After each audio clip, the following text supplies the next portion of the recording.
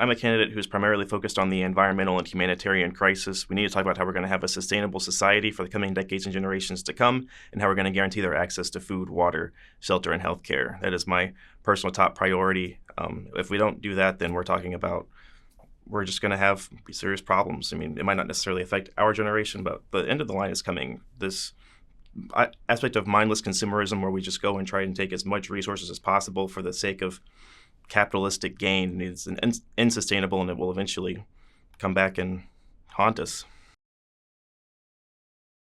Well, first and foremost, we need to talk about how we're going to stop the rampant corruption in the federal government. It's time to drain the swamp, like actually, not just a talking point, not just a narrative. We need to drain the swamp. And part of how we're going to do that is by reimagining how we have language in the legislature. We need to really target the demographic that is the threat. At the end of the day, we are the 99% versus the 1%. What we need is wealth taxes. We need protections on people, and we need to organize our tax code in a way that is directly targeting the people who have the wealth, so we can have equitable distribution of that wealth.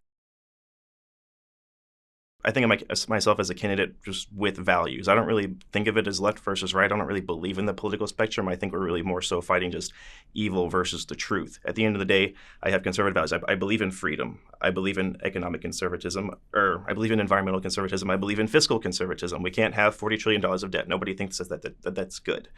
We need to value the Constitution. We need to value freedom of speech, freedom of expression, all these sorts of things. At the same time, I also hold liberal values. I believe in reproductive rights. I believe in justice for Palestine. You either have values or you're just saying that you have values. And at the end of the day, I'm just a candidate who believes in trying to do right by people.